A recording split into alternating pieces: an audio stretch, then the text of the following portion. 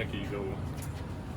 Levante Bentley, Trevor Woods, is that kind of your starting package as the game day is close ahead? Early in the season, I thought it would be, and now Nakai and Jeremiah Brown are making a really big push, and so we've been mixing these guys up. And I always talk about competition keeping them up at night, but now they keep me up at night because I'm trying to think who's going to be that guy for me, and they've been playing really well, and so I'm excited to see who's going to come out on top. But I feel good with any four of those guys going in. Adam, you got one. Jeremiah Brown, you mentioned he's kind of moved from edge to linebacker throughout his career. What does he bring to your room? Well, he gives the pass rush, when we're talking about any type of pressures, he has that ability to do that. But then he has a physical set that in certain packages he can set an edge because he did play in. And then he can run. The kid can run. I mean, he really can run. He's an athletic kid, and he's a try-hard kid. Like every day, he's up 5 o'clock in the morning in the indoor stretching in the dark, which is kind of scary. Somebody that big, when you walk in, he's sitting there stretching. But he's getting ready for the day. And so I'm happy with his progress. He's taking great notes, and he's really locked in this year. And his development it's just been something remarkable to see. So when game day comes, I think you guys are going to be talking about him and what he can bring to our packages on defense. Brian, go. Coach, a lot of times we'll see like there's a set 2-3 guys and they play almost all the snaps. Mm-hmm. But with this group, do you see this as something where there can be a lot of situational things, a lot of rotation because so-and-so might be better on third and long, so-and-so might be better on third and short, or whatever? No, you're exactly right. There's some of that going on now, and it's causing us to have some really good discussions in the coach's office on what we can do and what we can do. And now you also can do a multiple things. So for, example, without getting into too much, let's think about certain packages now that you don't have to sub, where we can just get to it right now, and now it keeps the offense a little bit on their feet. They can't say, oh, here comes 42, so let's do this. Now it's, oh, he's already in the game because he can play inside backer. Now he can go on the edge, and there's no adjustment to it. Same thing with a Bentley. Now Nakai Hill-Green, who's came in, and then Trevor. When you think about third and long, having a 3-down linebacker, a guy who's credible, a guy who can play all 3 downs, and he can impact and embrace people to his game. It just gives you a lot of good options. So, we're to that point now where do we have packages for guys? We do.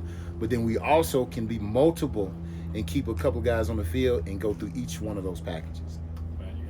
Sounds like Coach Livingston told us a few weeks ago that the green dot may rotate. Typically you see that as a linebacker, but if you're going to have that type of a rotation, pull guys on and off the field, is that a position that you see one of your guys having that communication role? It'll be the linebackers. It will be the linebackers, and I think it goes back to the previous question, because we have guys that can cover, rush, and be 3-down linebackers, that it'll be linebackers that'll have that green dot. So is that a situation where if in different packages you pull that guy off of the field and then he can come back out onto the field and then maybe it's like hand signals? Well, hand signals, okay, first of all, that's not going away. Because in college ball, different than NFL, you have a lot more tempo. So, and then the hashes, of course, are also wider. So NFL, you got hashes at about, 6 yards apart. College is at 13. So when that ball is going tempo and it gets put on that far hash, that backside corner may not get that call from the green dot. So you're still going to have those signals going to make sure everybody gets that. So that part is not going away. But as far as the green dot issue, having multiple backers, let's say if you got one on that has a green dot, we also have one off that has a green dot as well. And then they can go in and out. So you can only have one guy on the field, but you can have multiple mics and Correct. helmets. Correct. Okay. Yeah. Tyler, go. Trevor mentioned earlier in camp how he felt like he was being seen less by the quarterback, playing lower, closer to the line of scrimmage, and we've seen him make a couple plays in pass coverage throughout camp. I mean, how much of a weapon do you feel like he can be for you guys in pass defense? Well, when you take a guy who's played safety and he understands route combinations and reading it from high, and now you put him lower, it's just a quicker read for him. I mean, that's the only thing you have to get adjusted to. And this kid has instincts. So with the instincts he has, it hasn't been an issue. So now he's able to play those windows and those holes that are not read by the quarterback because he understands coverages and get in there and be able to make some plays. So his IQ is phenomenal and his instincts are really, really good for us in that room. And then you mentioned Nakai too. Obviously, he's got a lot of experience playing for good defenses at Michigan. I mean, how much has that translated so far, just kind of plugging him in and picking things up pretty quickly? Yeah. So our defense is similar to a couple of things he's done. But I think the biggest thing that Nakai has brought is just that professional attitude on how to talk loud early and often, how to get those calls out and make sure, we're playing as a unit, so you don't have to just say such and such call. You can call somebody's name, and he does that, and now the other guys get that. Like, who cares if they know on the other side his name or not? You want to make sure the communication is getting over there. And now, as you see, if you've been at the practices, there's a lot more talking, there's a lot more activity, there's a lot more high five because everybody's on the same page. And now that's rotating to those other linebackers, and they're doing the same thing. So his impact as far as showing how to be a professional has been invaluable. Last one. Coach, any good linebacking core is able to get downhill and stop the run. How are you coaching that and preparing your linebackers to work with the defensive line to stop the run? Well, it has to be mentality first. To play linebacker, you have to have the mentality to want to run down there and put your face in the fan, you know, to get in there and mix it up with the D-line and the O-lineman.